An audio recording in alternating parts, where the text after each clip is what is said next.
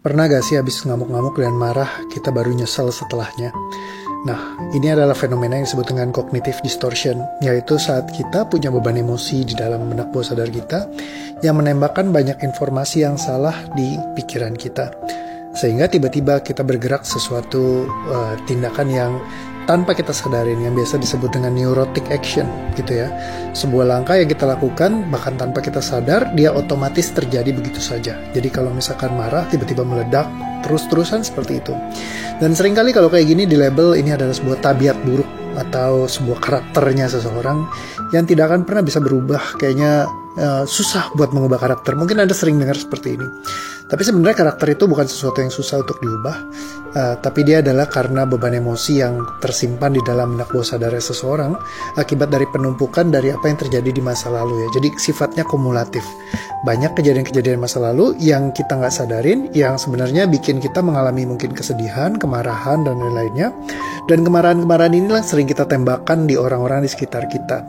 Misal kayak saya dulu punya banyak kejadian di masa lalu yang pahit banget, sehingga ketika saya tembakkan itu di keseharian saya, di keluarga, di kantor, ya ke pasangan saya, karena banyak beban emosi yang meledak-ledak dari masa lalu karena kepahitan-kepahitan yang pernah saya alami. Jadi marahnya saya sebenarnya bukan marah ke mereka, tapi marahnya saya adalah marah-marah ke keadaan-keadaan yang di masa lalu ini. Tapi seringkali kita nggak tahu dan nggak bisa menemukan ya apa sih yang menjadi penyebabnya dari semuanya, sehingga kelihatannya semua di permukaan seperti karakter aja. Dan kalau misalkan di dalam lingkup rumah kita ada anggota keluarga kita yang seperti itu, yang kayaknya kok marah-marah nggak rasional gitu ya, tiba-tiba meledak, ngamuk-ngamuk, itu banyak bisa jadi karena timbunan beban emosi. Salah satu kenalan saya baru laporan, dia bilang semenjak papanya meninggal, suaminya itu, papa dari suaminya, ya suaminya itu tiba-tiba jadi pribadi yang baik sekali, nggak marah-marah lagi, nggak uring-uringan lagi, kalem gitu aja, ya. Nah ternyata semua kepahitan, kemarahan terhadap papanya itu tuntas selesai ketika bapaknya berpulang.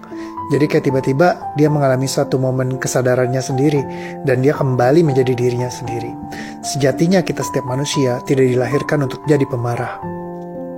Nggak ada bayi yang dilahirkan jadi pemarah, termasuk Anda. Ketika Anda lahir, Anda nggak pemarah. Tapi beban kemarahan yang tersimpan dari setiap beban kehidupan yang lewat dalam perjalanan kehidupan kita, itu yang bikin kita jadi gampang marah, meledak-ledak.